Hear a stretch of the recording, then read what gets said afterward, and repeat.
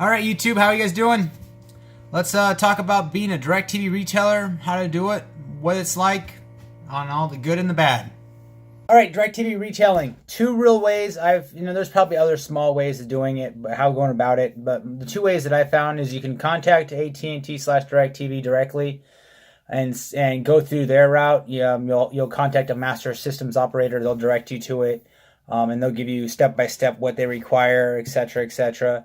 Another way is you can contact somebody that's already basically a retailer, and you can 1099 and contract underneath them.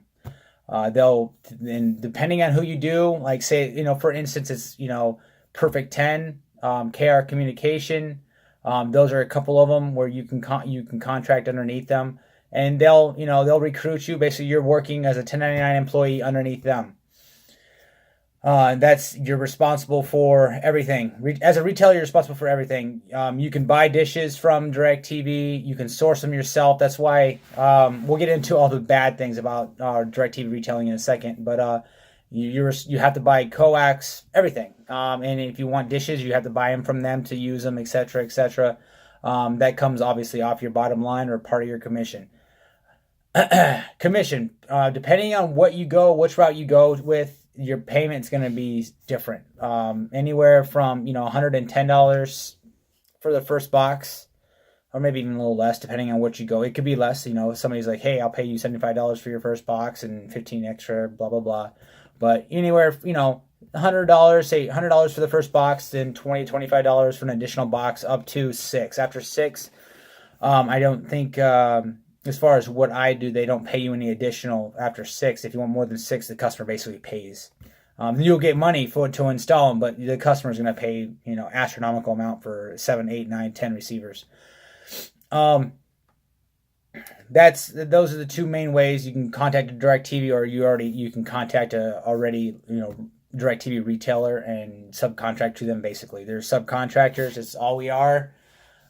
We go do the work. We can sell. Now we're separate. We don't have to use any of the Directv activations. No handhelds, nothing like that. We have a spot where we pre-qualify the customer. That's the website, and then you have all your paperwork and everything like that. But you have to pre-qualify and follow the leasing agreements and everything like that. It's all paper.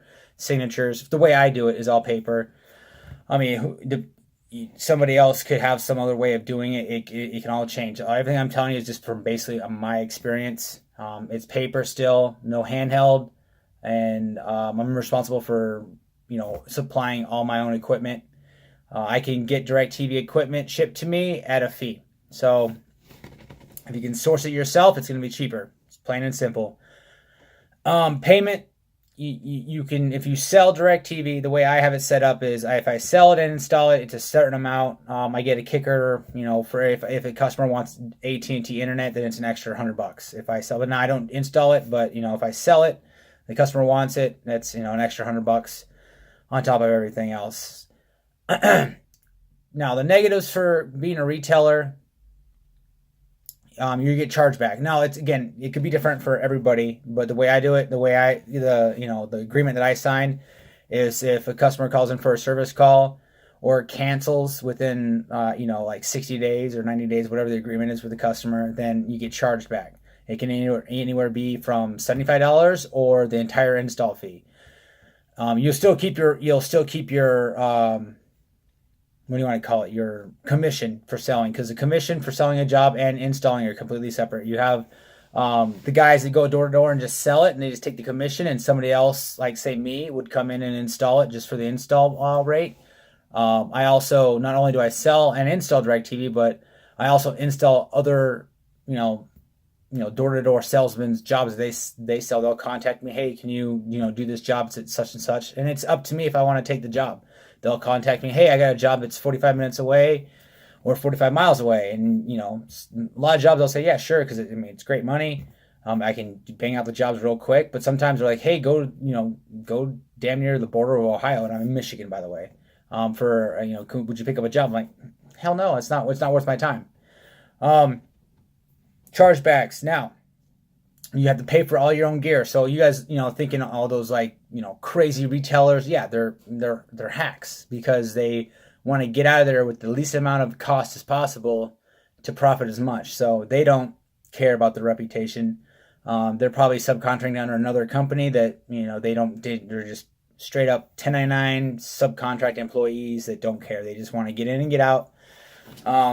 And make as much money as possible. They don't care about the customer. They don't care about the reputation, anything like that. Me, on the other hand, I do. I ground everything. I want to make sure the customer. I don't want any chargebacks because it's my money. It's coming out of my pocket. I'll do the job right the first time, and that's it. So yeah, I'm not saying I run everything brand new all the time. If there's pre-wire RG6, that's great. I'll use it. Connect, run new ends, all that kind of stuff. But I'm not running anything on 59. I'm not putting, PVC sleeves over, dish network masts and slamming in a dish. No, absolutely not. At the end of the day, I'm asking the customer for a review of my service, and it's my business name on the job. So that's basically my 2 cents on that. I guess if there's any other questions you guys have about being a retailer, price wise, it's going to depend, but if you're a one box, like say if you sell a job right now, like a one box install, and you actually get to sell and install it, expect around $400 for that sell and install, give or take, depending on what kind of equipment you use. Now that's just money. That's gross. That's not including all your costs to get into the job, the time to do the job, whatever. Now, I will say, being a retailer, you charge for everything. Burying a pole in the ground, cutting up, everything. $1 a foot, you can charge for whatever you want to. It's up to the customer, say yay or nay. If you can sell a pole mount instead of, putting holes in the roof, it's all up to you. That's what I love about, being a retailer. You can just, if the customer doesn't want to do it, then you can say, okay, put it on the roof. But again, if you're driving all the way to a location, the customer, wants it on a pole mount and doesn't want to pay for it, you can cancel it, but you just went there for free. And you're not getting any of that money, providing, your a 4-box install is going to pay you, what, $200 and some, $250, give or take, depending on the agreement you sign with whoever you're signing up with. So, and that's just the install. That's not, any bonuses or anything like that. That's just the install. I don't pay for receivers. Directv will send you the receivers, or whoever you are should send you the receivers. You shouldn't have to pay for them.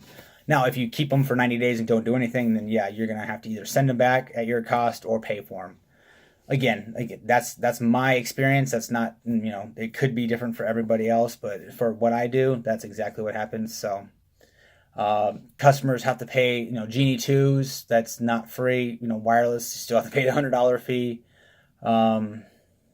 Yeah, that's pretty much it, guys. Like and subscribe. If you have any questions, I might do a part 2 if I think of anything else, but this is kind of just answer a question I got, so I'll throw this video up. Thanks, guys.